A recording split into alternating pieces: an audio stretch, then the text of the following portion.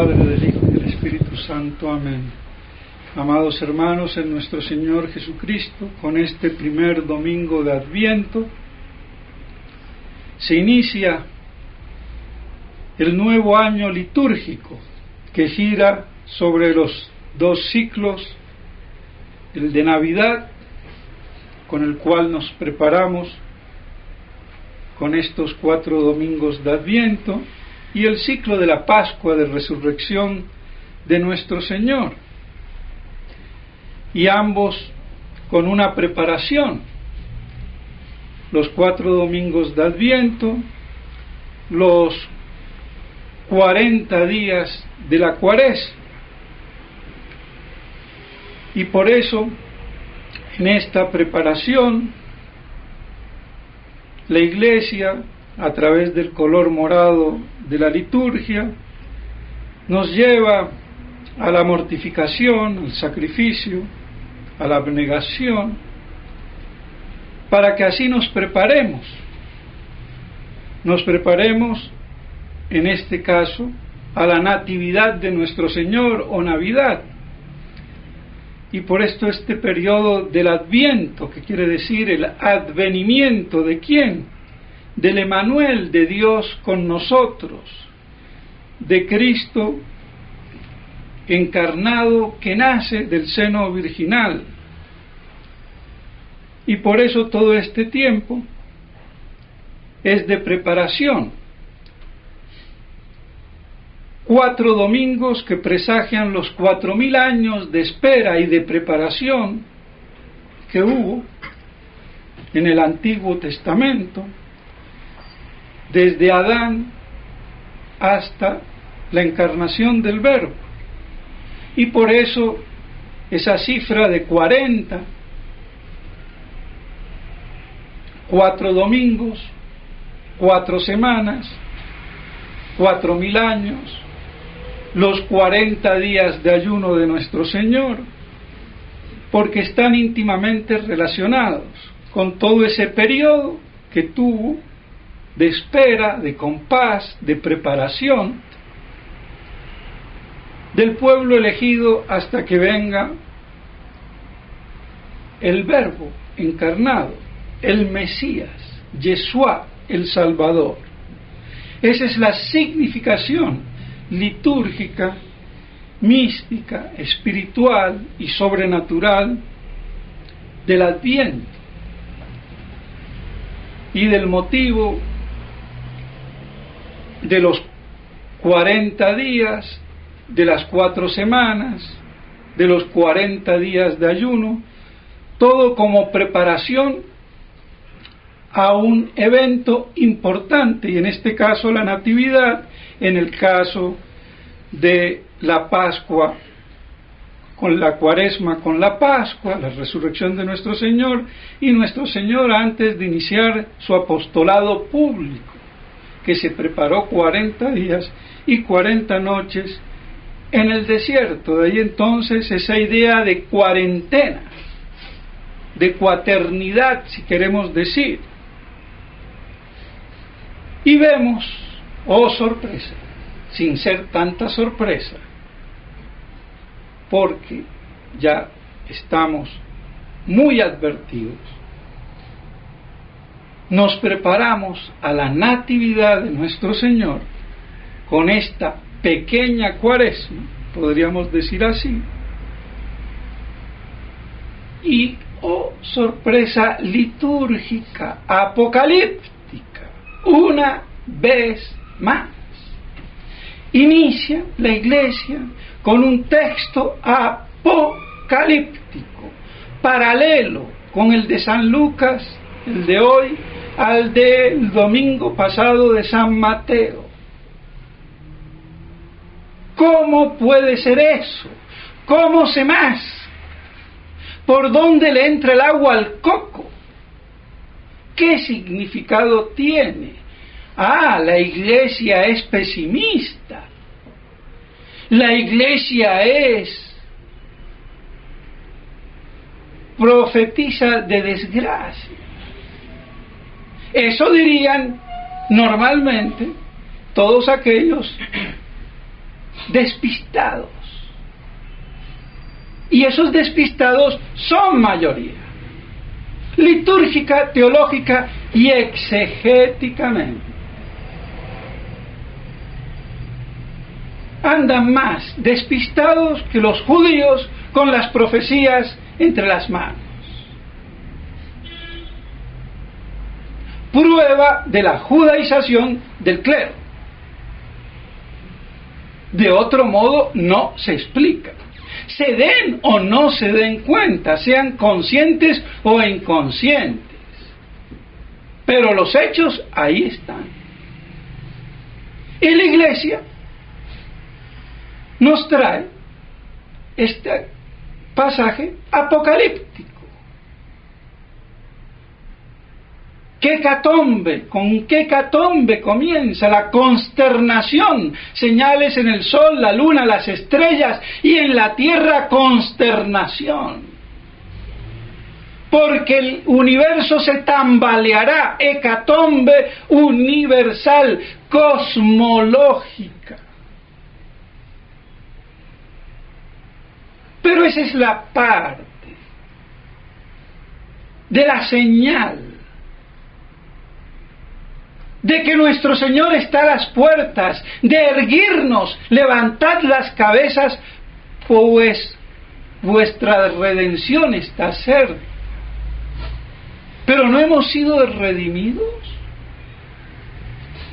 Pero es que hay una redención que todavía ha quedado inacabada, por la cual la naturaleza toda gime, esperando a su vez su redención, su liberación de toda esa maldición que se inició en el pecado de Adán,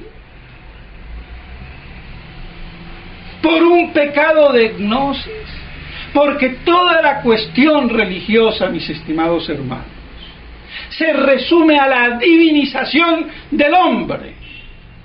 Pero ¿cómo yo concibo y efectúo esa divinización? He ahí todo el problema. El cristianismo, el catolicismo, nos diviniza por nuestro Señor Jesucristo en su iglesia.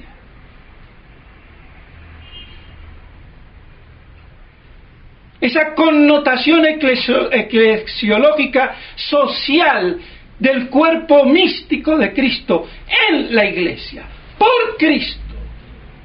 Pero viene Satanás con todos sus demonios apóstatas y proponen una divinización que no es por Cristo ni en su iglesia, sino que es la divinización del hombre por la gnosis o conocimiento trascendental e intuitivo, como proponen la gnosis en general y la cábala, o sea, la gnosis judía en particular. Y así tenemos los grandes gnósticos del siglo pasado, Guénon, y el máximo hasta ahora, que creo que todavía está vivo, Jan Borella, porque es un gnóstico trinitario, patrístico, tergiversa. Y ese gnosticismo de Jan Borella tuvo eco en Ecón, en la fraternidad sacerdotal San Pío X, desde mi llegada a Ecón y a Albano, donde circulaba el libro La Charité Profanée. Pero gracias a que yo entré al seminario, no como un borreguito, sino con la cultura necesaria mínima que debe de tener alguien antes de entrar al seminario, porque si no se tiene, va mal. Y gracias al padre Membiel, con su magnífico libro de la Cábala al progresismo, fue toda la lucha desde el vamos, hasta que por fin medio se dieron cuenta y Jan Borella quedó, pero tenía sus discípulos. Y el padre Lorenz, contagiado de ese gnosticismo de Jan Borella, no hizo nada ante las advertencias que le hacía. Y vean si no es uno de los personajes importantes. Rector de la universidad en París, asociada a la Sorbona, después rector del seminario y ahora no sé de qué. Creo que es uno de los jefes del grupo ese del GREC. De todos modos, vemos cómo se atan los cabos. Las cosas no pasan así, sin tener sus causas. Pero ¿hasta dónde llega? Entonces, por eso la antítesis, catolicismo y gnosis, gnosticismo, del color que sea, divinidad del hombre por Cristo en su iglesia o por el conocimiento. Hasta la masonería participa de esa obra satánica y judaica de la gnosis cabalista. Y toda la teología moderna y la filosofía moderna y la iglesia moderna es profundamente gnóstica y peca con el pecado de Adán de gnosis. Yo determino por mi libre albedrío y conciencia el bien y el mal. Pecado de gnosis, como dice el padre Membiel, no de sensualidad ni de sexo. Los ángeles apóstatas no tienen sexo y pecaron de gnosis por no aceptar el conocimiento de Dios, el verbo encarnado, non serviam. No me arrodillo ante un Dios que se hace hombre, encarnado en una naturaleza inferior a la angélica. He ahí el acto de apostasía celestial.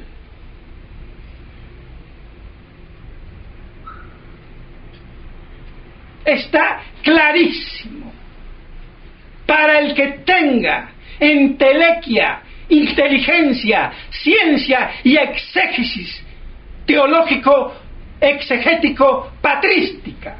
Pero esto planea en la supina ignorancia de un clero apóstata, que ha inficionado incluso a los tradicionalistas, lamentablemente.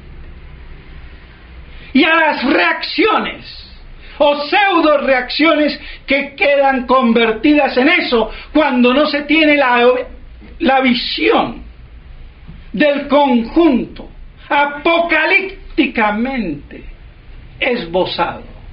Y por eso es importante para la iglesia demostrarnos cómo la primera venida con la segunda venida son el alfa y el omega de la historia de la iglesia de este siglo. La plenitud de los tiempos con la encarnación y el fin de los tiempos apocalípticos con la parusía.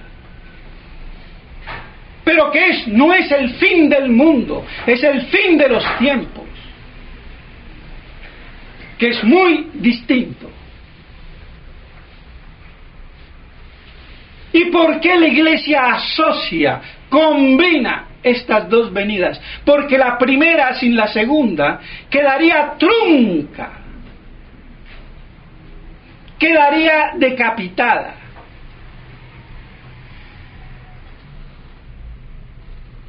Quedaría marchita.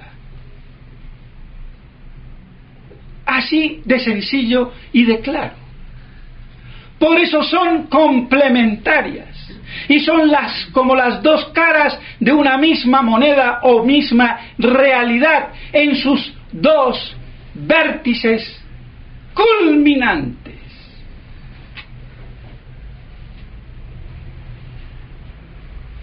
Y así se inserta la teología de la historia que le da sentido a la historia. Y sin teología de la historia no hay sentido de la historia. Andamos como burritos o paganitos, pendientes de la televisión, el internet y la farándula estúpida, pero no tenemos caletre para pensar dónde estamos parados. Ahí el problema. Y los judíos, el pueblo elegido para que viniera de una virgen de ese pueblo, el Verbo encarnado, lo rechaza. Porque ya se había adherido a la gnosis satánica y le da a la gnosis en general esa impronta judaica que ya jamás irá a perder. Y de ahí la cábala judía.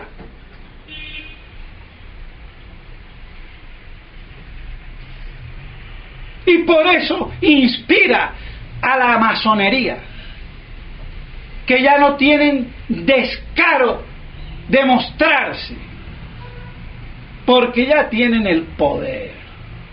Así de claro.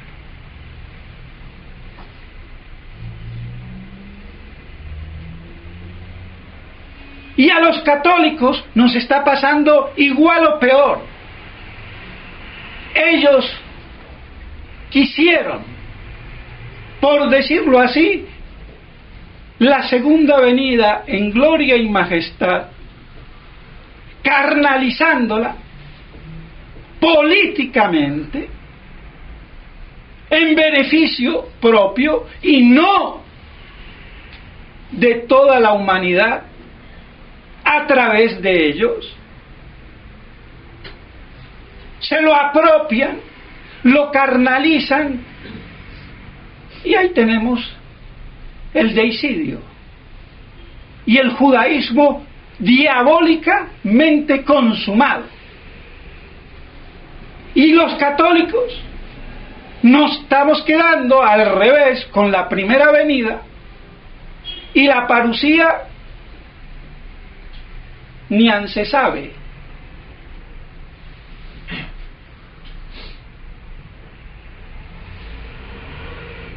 Así de claro. Y por eso el combate y la lucha trascendental, religiosa, porque todo el progresismo liberal, modernista, es nada más ni nada menos que procurar el triunfo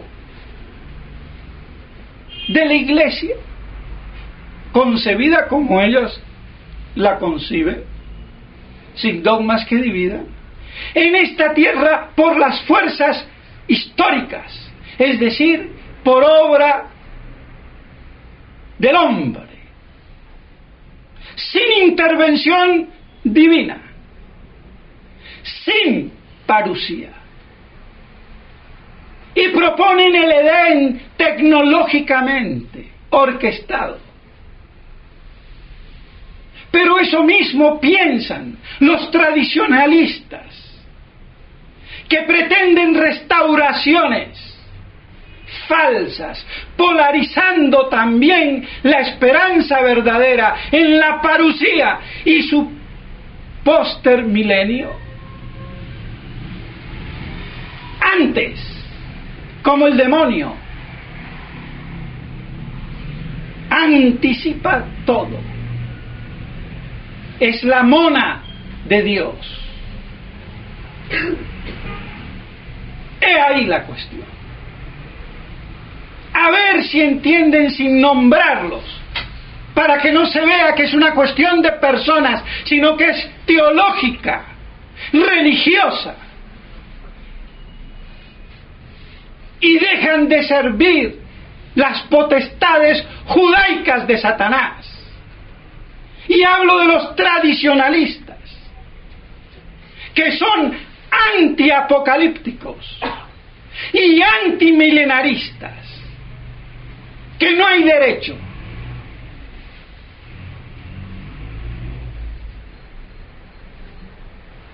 No se puede ser anti.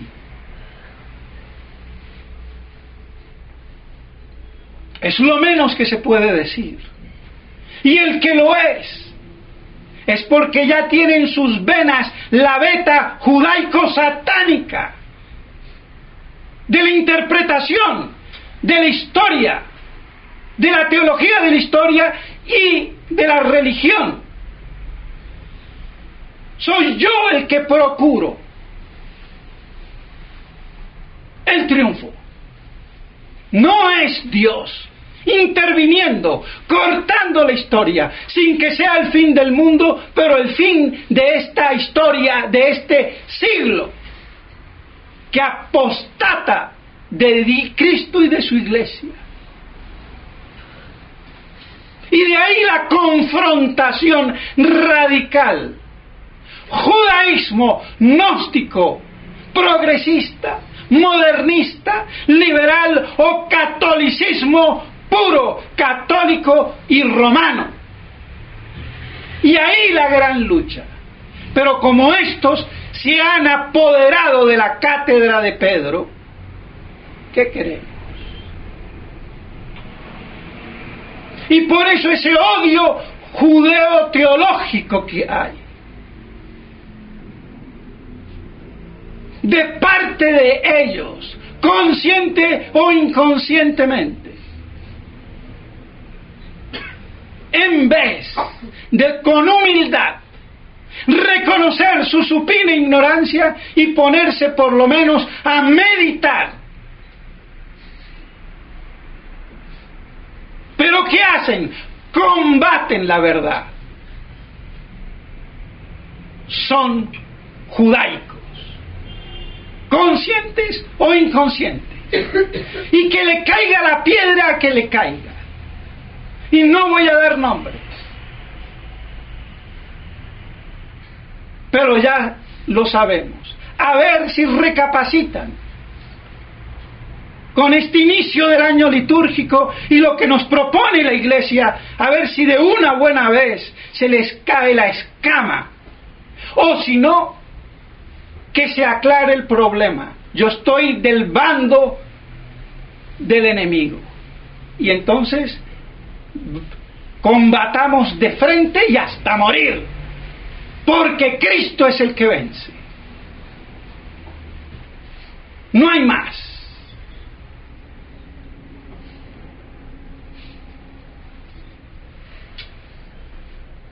Y todo esto ha sido diabólicamente urdido para crear, en medio de esta confusión mare magna, todos los despistes, y que perdamos la correcta exégesis o lectura, como hoy se dice, de las escrituras, interpretadas como lo fue la exégesis patrística, tradicional, primitiva, de los 3 primeros siglos de la Iglesia. Esto no es doctrina nueva.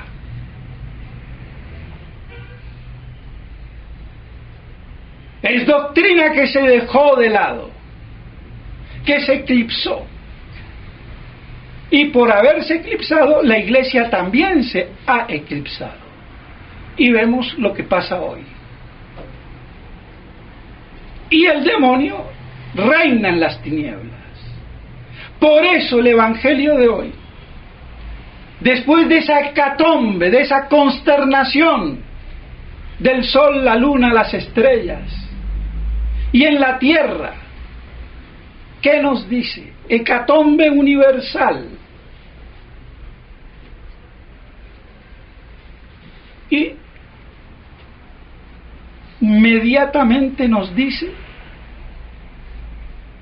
que Cristo vendrá con todo el divino poder de su gloria y majestad.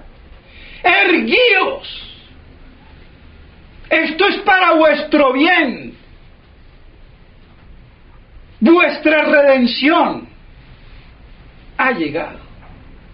¡Qué mayor esperanza!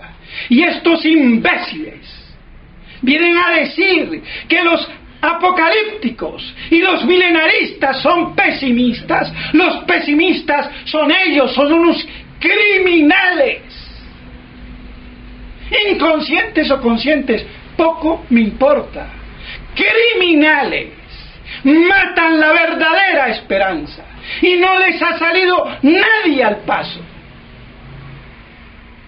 Pero yo me desgastaré saliéndoles al paso hasta morir. Porque esto no tiene términos medios. O con Cristo o con el anticristo. Y sin máscaras. Por eso decía el padre Castellani, los fieles de los últimos tiempos, no dice se distinguirán por la misa, no dicen se distinguirá por la fe, sino por la esperanza en la segunda venida, y los otros en la esperanza contraria de un triunfo pre-parusiaco, antes de la parusía, elaborado por la restauración de los progresistas o de los tradicionalistas, pero por mano de hombre. Y por eso interpretan mal la Salet y Fátima. Y aunque yo me equivoqué gramaticalmente con lo de Fátima por mi desconocimiento del portugués, y que gracias a un portugués hermano me lo aclaró, pero le dije, eso no da derecho a interpretar en el sentido que se viene haciendo por no tener la llave apocalíptica. Porque mi intención era a ver si encontraba gramaticalmente la prueba para darle más fuerza al razonamiento teológico exegético que a la gente, por no estar preparada, no la convence. Y por eso de cualquier paz que se hable, ya es un triunfo. Y por eso no hay derecho de asimilar el triunfo al fin y al cabo mi corazón inmaculado triunfará, con la cierta paz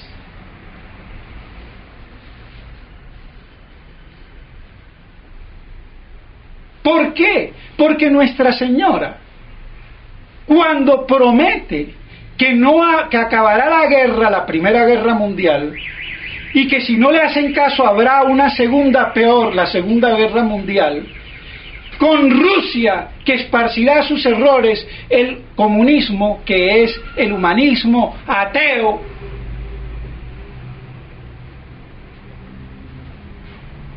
para impedir eso, no para el triunfo. La consagración de Rusia no es para el triunfo definitivo, era para que no hubiera la Segunda Guerra Mundial con sus consecuencias.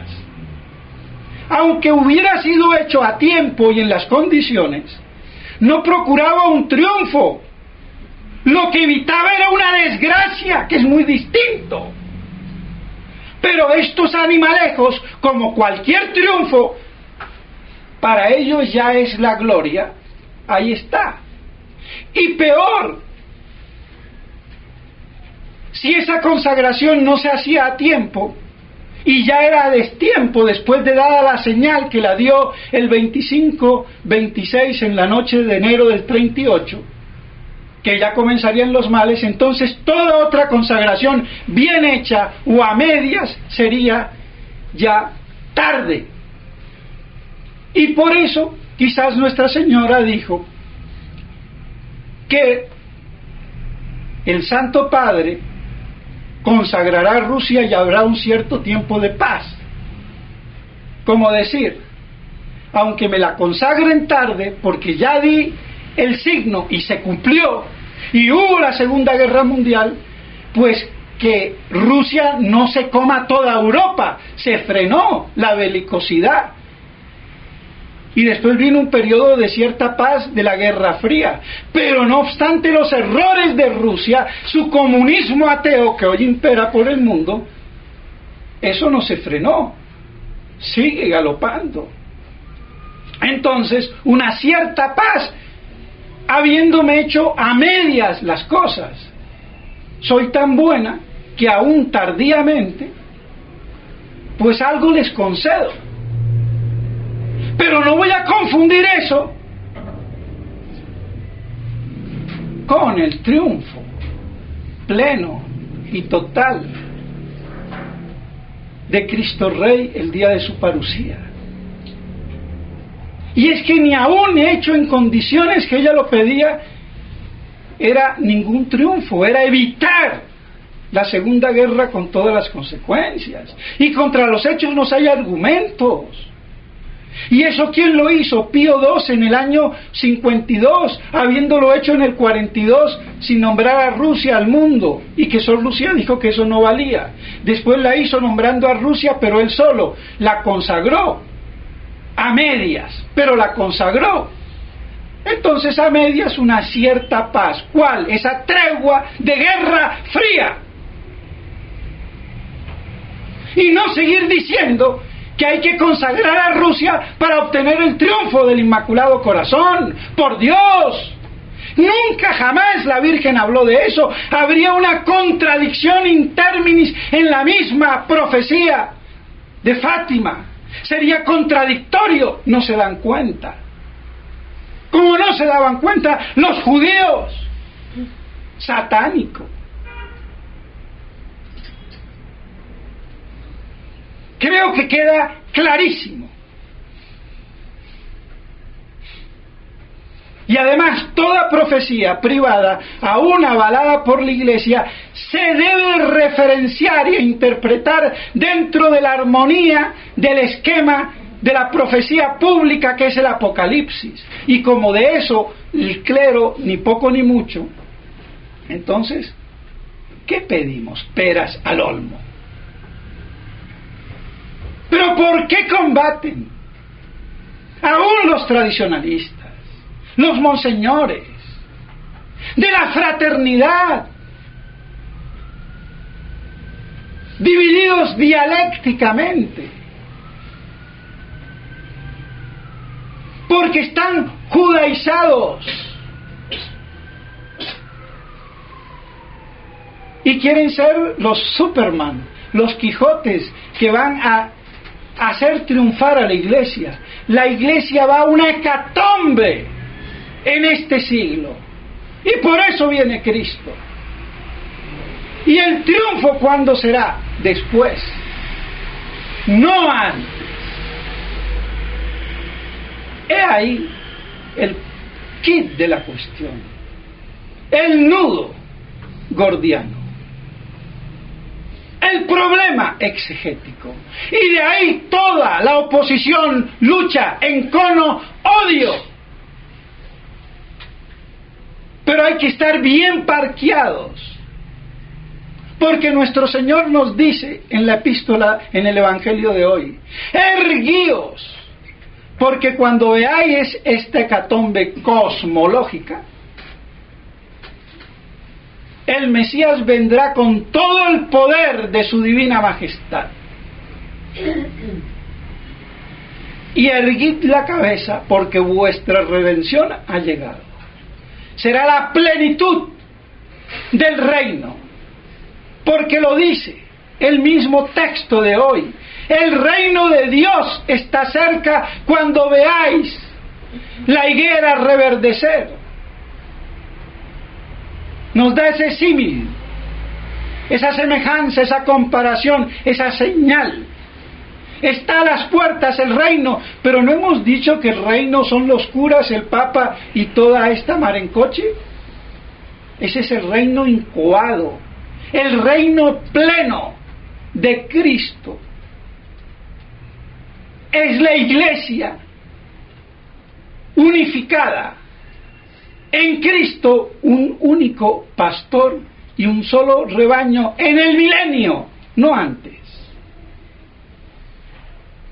Y por eso pedimos el Adveniam Regnum Tuum. Si es la iglesia de hoy, como la conocemos ahora, o hace 500 años, o hace 2000 años, y es esto, ¿para qué pido yo Adveniam Regnum Tuum si ya está? Cabecitas de alcornoque, no piensan, no tienen materia gris, tienen las neuronas esclerotizadas, si es que se puede decir así. Están judaizados. Y en vez de callarse, combaten. Odio judaico satánico. Porque a mí no me atacan los judíos, ni los comunistas, ni los musulmanes. Me atacan mis propios hermanos en el sacerdocio recibido de Monseñor Lefebvre. La propia familia. Y esto no es juego.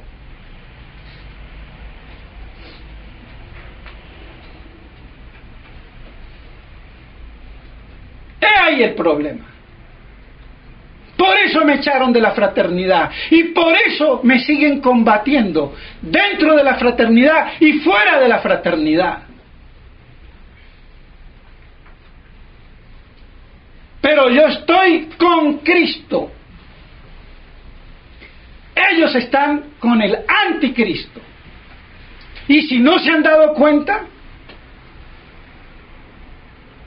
que reflexionen, nos tomamos un tinto, a la colombiana, a la francesa o a la argentina, o las dos a la vez, y seamos amigos. Y si no, guerra a morir. Y yo por esto estoy dispuesto a morir. Así de claro.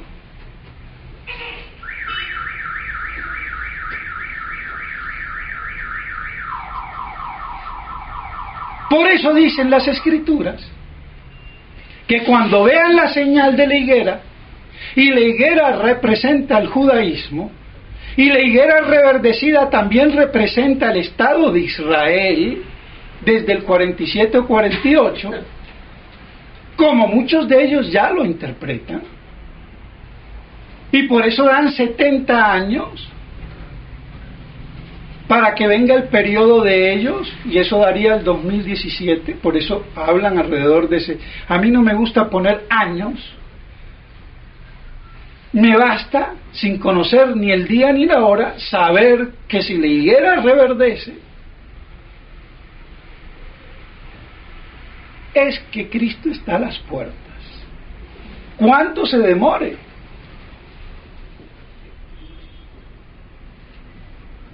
Los grandes personajes no entran de golpe y porrazo. Van llegando con su tiempo. Y nuestro Señor se toma su tiempo. Eso ya es problema de Él, no mío. Pero sí es problema mío estar vigilante.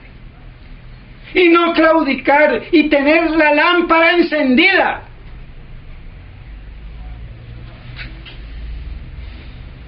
He ahí toda la cuestión, mis estimados hermanos, esbozada al comenzar el año litúrgico, preparándolos para la Navidad, para el niño Dios. ¡Ay, qué bonito, qué tierno, Navidad, viví, vivan! Pero no la festejamos apocalípticamente como es su significado profético, que no solamente pasó hace 2000 años, sino lo que va a pasar 2000 años después, con la parusía, para que esa natividad de nuestro Señor no quede trunca, y para que así venga el reino de Dios en plenitud, con Cristo Rey, y se haga en esta tierra una iglesia sin judíos ni gentiles, y todos sean uno bajo el único pastor. La gran profecía que permea todas las sagradas escrituras.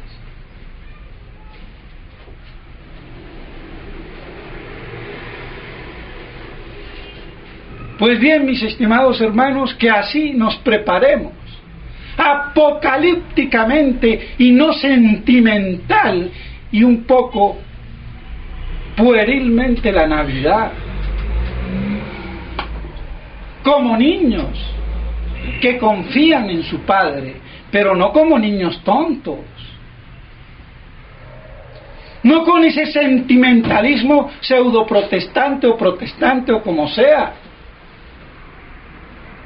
sino la natividad con todo el aporte y el peso profético parusiaco que tiene. Y que así entonces nosotros crezcamos en la esperanza. Bienaventurada, erguíos que vuestra redención está cerca. Porque todo el cosmos fue arrastrado por el pecado de los ángeles, primero, por eso había abrojos en la tierra, y Adán cuando se lo creó se lo puso en el paraíso, donde ahí había como un huequito donde no caía la maldición. Cayó Adán y todo fue maldito. Y por eso la tierra y el cosmos espera su redención. Y nosotros también la esperamos en la plenificación del reino de Cristo, el reino milenario. Poco importa si son 1000 años o un tiempo indefinido. Para que así todos reunidos en Cristo, Él entregue el reino al Padre y comience la eternidad bienaventurada. Esa es toda la historia a grandes pincelazos. Y todo esto era lo que tendría que predicarse y saberse desde este primer domingo. Pero ¿cómo está la cosa? Todo lo contrario, confusión. Pues bueno, allá el que quiera oír. Pero las cosas se van decantando y se sabrá quién es quién. Y así se cumpla lo que decía uno de los apóstoles: estaban con nosotros, pero no eran de los nuestros. Eso pasó con Judas. ¿Y cuántos Judas no hay? Así que todos los tradicionalistas, porque ya de los modernistas, esos están vendidos a 1000 por 1000, consciente o inconscientemente, pero vendidos y contentos. Pero los tradicionalistas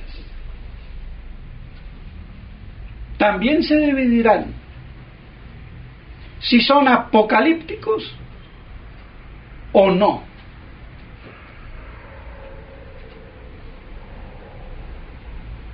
Y si no son apocalípticos, trabajan para el anticristo. Y si son de buena fe, se callarían la boca, estudiarían y dejarían la cosa en stand-by, los garbanzos en remojo, en la noche oscura, en que viven sus inteligencias y también vivimos nosotros.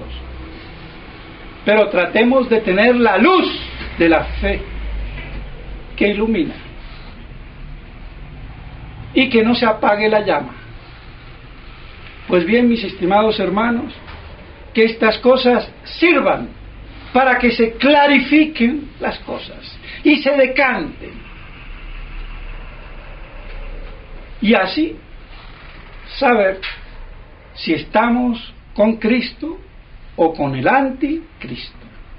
Pidámosle a la Santísima Virgen María que nos ayude a comprender y meditar estas cosas y podamos así esperar que al fin y al cabo, con Rusia, sin Rusia, con judíos, sin judíos,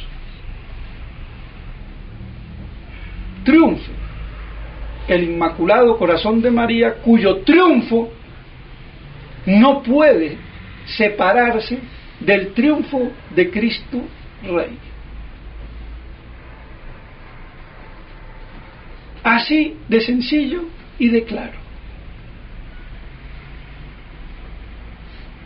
Que ella entonces, que conoce bien las cosas, nos ayude y podamos nosotros perseverar y preservarnos de estas tinieblas que hoy reinan en la Iglesia y que es la que gobierna y reina desde Roma, la Iglesia apóstata del anticristo. Esa es la nueva Iglesia posconciliar. Hay una sola Iglesia, la verdadera, y la que no esté basada en la verdad es la Iglesia del anticristo, del antiverbo. Y esa Iglesia impera pública y oficialmente después de la clausura apoteósica que hiciera el judío, masón y homosexual Pablo VI, nos guste o no nos guste, proclamando la religión del hombre. He ahí. Y es la misma religión que Francisquito hoy prodiga con su carita de che, qué bueno que yo soy. Buena rata.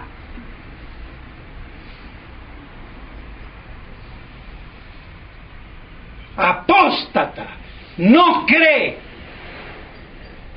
en un Dios católico, cree en un Dios, pero no el católico. Entonces, tu Dios es Buda, Mahoma, ¿o qué será? En definitiva, Satanás. Porque el luciferanismo llega en el culmen del paroxismo de su apostasía satánica a hacer de Luzbel, el ángel caído, el verdadero Dios. Y el Dios católico, Satanás. Y eso lo dijo un iniciado que a mí me ha sorprendido que lo diga, pero ¿hasta dónde lo dijo? Yo ya lo sabía, pero que lo digan así. Y eso lo saben solamente los altos iniciados, masones o no masones, pero los altos, no el de abajo, ni el del medio. Y ahí vemos cómo Satanás, quítate tú para ponerme yo soy el Dios de la luz. Y Adonai, el Cristo, el Mesías, el Dios católico, es Satanás. ¡Qué perversión diabólica! Adveniam regnum tuum. Que vénganos el tu reino, Señor. Que seamos fieles. Y que toda rodilla se doble ante ti en los cielos, en la tierra y en los infiernos. Cristo Rey, ven, Señor Jesús. En nombre del Padre, del Hijo y del Espíritu Santo.